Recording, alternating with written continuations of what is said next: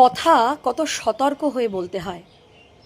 আমার একজন খুব পুরনো ক্লায়েন্ট, তিনি আমাকে আজকে সকালবেলা একটা অদ্ভুত ঘটনার কথা বললেন এবং তিনি বললেন, দিদি তুমি বারবার করে বলো কথা সতর্ক হয়ে বলতে।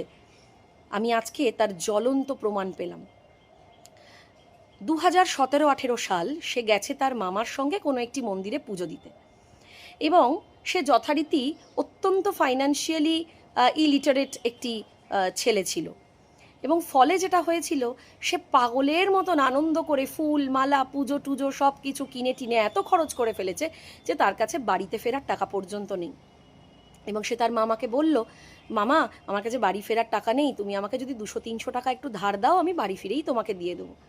তার মামা তাকে বলল, কি যে করিস, তোদের কাছে 200-300 টাকা মাত্র থাকে না? তোরা মানুষের পর্যায়ে পড়িস না, কি রে, একটু রোজগার টোজগার বাড়া, লজ্জা করে না এরকমভাবে 200-300 টাকা হাত পেতে চাইতে? ছেলেটি অত্যন্ত অপমানিত বোধ করলো, কারণ মামার কাছে সে আবদার করে ধারই তো চেয়েছিল। সে বুঝতেও পারেনি তার দিকে এরকম একটা সাংঘাতিক অপমান ধেয়ে আসবে। সে লজ্জিত হলো, সে অপমানিত হলো, সে নিজেকে যথেষ্ট গালমন্দ করলো। কিন্তু বাড়ি ফিরে এসে সে তার দুদিনের মধ্যেই টাকাটা ফেরত দিয়ে দিয়েছিল। তার মনে খুব কষ্ট হলো। কাট্টু 2026, তার মামার কোনো একটি শারীরিক অসুস্থতা হয়েছে এবং কিছু কিছু সময় তাকে হসপিটালাইজড হতে হয়।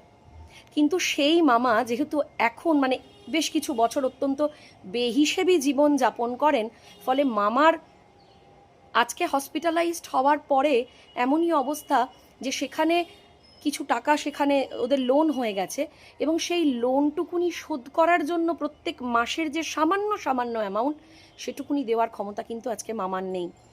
এবং সেই ভাগ্নে, অর্থাৎ আমার সেই খুব পুরনো ক্লায়েন্ট আমাকে জানাচ্ছে, দিদি খুব অল্প অল্প করে আমি মামার সেই টাকা শোধ করা শুরু করেছি, মামা অসুস্থ তাই।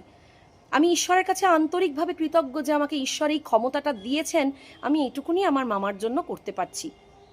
কিন্তু দিদি আজ আমার হঠাৎ করে মনে হলো যে তুমি বারবার বলো না কথা সামলে বলো, তুমি যখন অন্য মানুষকে ছোট করছো তুমি বুঝতেও পারছো না যে তুমি যেহেতু তাকে ছোট করলে, অপমান করলে, এই সেম জিনিস কয়েক লক্ষ কয়েক হাজার গুণ বড় হয়ে তোমার কাছে ফিরতে চলেছে, এবং যেদিন তোমার কাছে ফিরবে সেদিনকে কিন্তু তুমি পালাবার পথ পাবে না।